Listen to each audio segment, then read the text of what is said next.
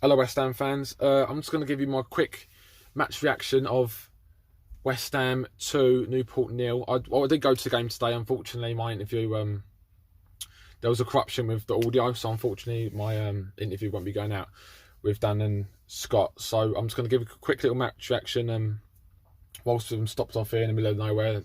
Some random services, got a cheeky little Burger King going on. I have one after. And yeah, so these are my thoughts. I thought overall it was slightly worrying. It got good in the second half. It was a tale of two games, tale of two halves, I think. First half, very shaky. Defence again, just very poor. Very disappointed with Diop today, especially in the first half. Balbuena's passing as well. Just Cresswell looks like a Championship player, if not League One, probably in the same. I could see him playing for Newport. Honestly, he was embarrassing today. Shocking. He was exposed today many times due to his pace, and we're lucky that we didn't concede a goal in the first half, and we got a lucky goal through Jack Wilshere. I thought did it also had a rocky start to the game, especially in the first half alongside Snodgrass, until they kind of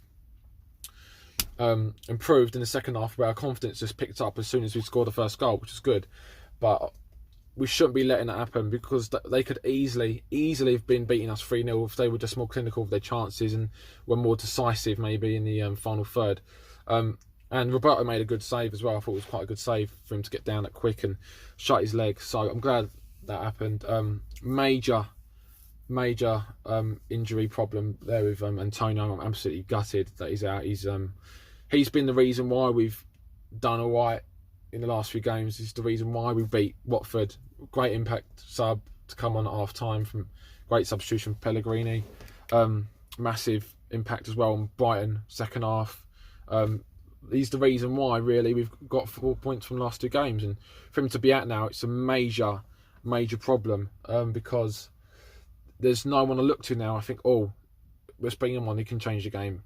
Yarmolenko, he was okay against Watford, didn't really do anything. It's not good, because it was just coming into his own again. Like we've seen, old Mikel Antonio's been playing well. It's a massive gutter, because he could be out for months now, because when he went down he looked like he was holding his hamstring, and he's going to be out for months, and it's a major gutter that he's going to be out now for some time.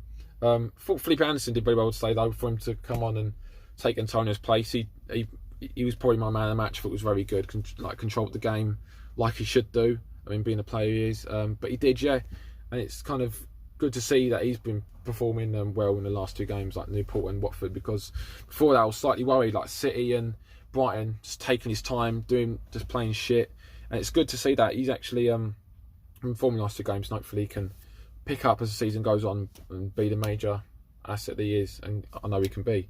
Yeti was probably the worst player on the pitch for me.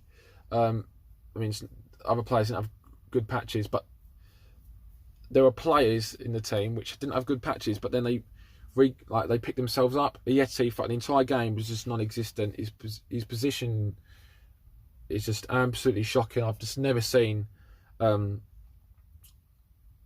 such a poor position from the striker. There were times where, like, literally Fornals was through on goal, I remember. Not through on goal, rather. He was able to put a Yeti through, and Yeti just moves to the left, like to the wing, and Fornals has got no more options. It was just very poor position from Yeti, and it's a disappointment, because I was hoping, because if Haller gets injured, we've got two strikers left, Hernandez and Yeti, and I think everyone on this channel knows that if you watch my videos and fan cams, that I hate Shitarita, as I call him. I think he's absolutely pony, offers nothing besides from the odd poach here and there, and I just think he's useless. So I was really relying on the Yeti to perform today and show and give me some hope.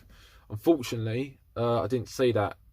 His link-up play wasn't great. I didn't think it was awful. I just think, especially off the ball, he was just not good enough. And I don't know. I was quite disappointed. I would have liked to have seen Cardoso as well today. Like, why wasn't he playing? Like, we know our defence is shocking at the moment. It's got so many cracks in. We get split open constantly.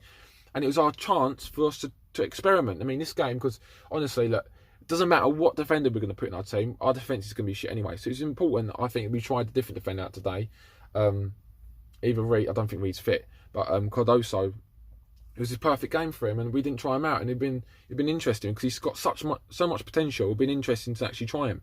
So yeah, I'm disappointed about that. But also, I just want to end it up by saying my sympathies go out to Berry and Bolton.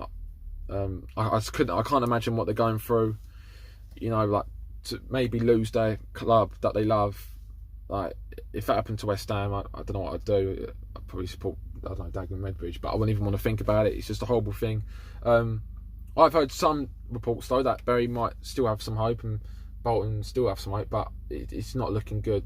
But you know, it's great to see everyone helping out as well. Like, I'm seeing like people this morning helping out Berry, like, just for free, like volunteering. It's great to see that, like, football communities coming together. And yeah, I hope they make it through and are still a English football team at the end of it. So, alright guys, I'll see you guys at Norwich then. See you later. Come on, you irons.